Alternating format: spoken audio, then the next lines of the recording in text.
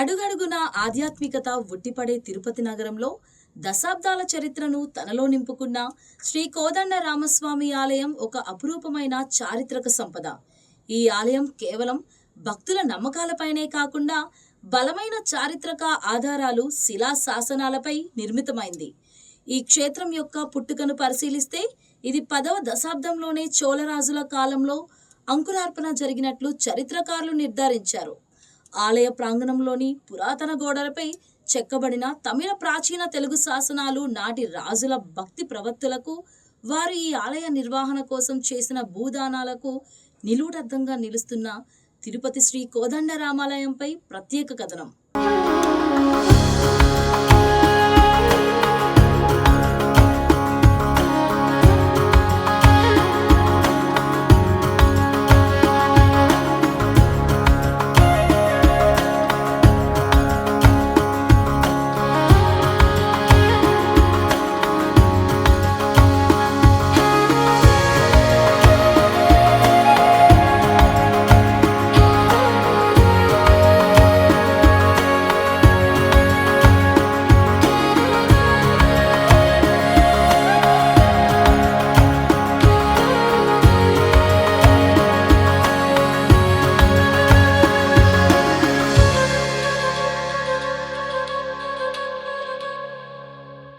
విజయనగర సామ్రాజ్య కాలంలో ఈ ఆలయం అఖండమైన వైభవాన్ని చూసింది.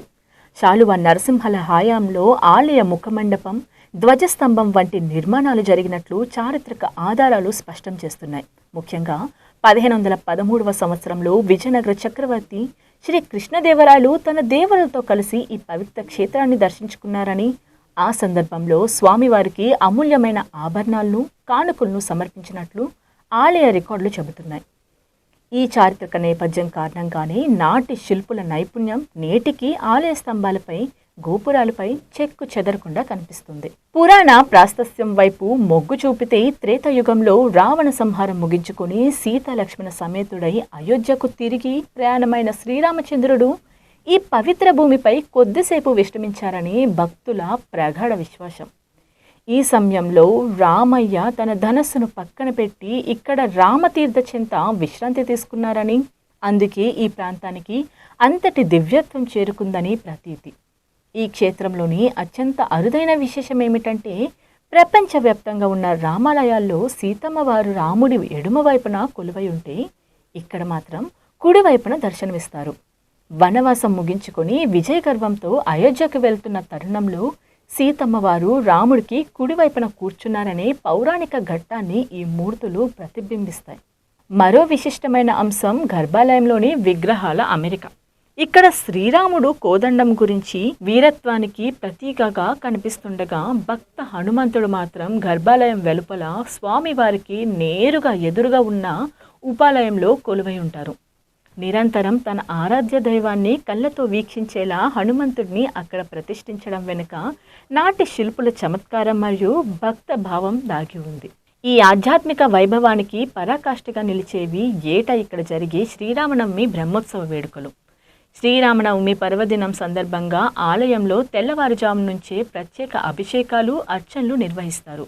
స్వామివారి జన్మదినోత్సవాన్ని పురస్కరించుకొని నిర్వహించే శ్రీ సీతారామ కళ్యాణోత్సవం భక్తులను పరవశింపజేస్తుంది. అదేవిధంగా తిరుమల తిరుపతి దేవస్థానం ఆధ్వర్యంలో 9 రోజుల పాటు జరిగే వార్షిక బ్రహ్మోత్సవాలు అత్యంత వైభవంగా సాగుతాయి. ఈ ఉత్సవాల్లో భాగంగా ప్రతిరోజు ఉదయం, రాత్రి వేళల్లో కోదండ రామస్వామి వారు వివిధ వాహనాలపై 3 వీధుల్లో విహరిస్తూ భక్తులకు దర్శనమిస్తారు. ముఖ్యంగా హనుమంత వాహనం, గరుడ వాహనం మరియు రథోత్సవం రోజున భక్తులు తాకిడి అంబరాన్నంటుతుంది. చివరి రోజున జరిగే చక్రస్నానంతో ఈ బ్రహ్మోత్సవాలు ముగుస్తాయి. ఈ పర్వదినాల్లో స్వామివారికి జరిగే స్నప్న తిరుమంజనం, ఉంజల్ సేవలు తిలకించడం భక్తులకు ఒక జన్మధన్యతగా భావిస్తారు. ఈ చారిత్రక మహాపౌరాణిక ఆధారాల కలయిక వల్లే తిరుమల యాత్రకు వచ్చే ప్రతి భక్తుడు ఈ కోదండరాముని దర్శించుకోవడం ద్వారా తమ యాత్ర సంపూర్ణమైనట్లు భావిస్తారు. కనుక తిరుమలకు వెళ్లే ప్రతి భక్తుడు ఒక్కసారి ఈ శ్రీ కోదండరాముడిని దర్శించి ఆశీస్సులు అందుకోవాలని మా కేటీవీ కూడా కోరుతుంది.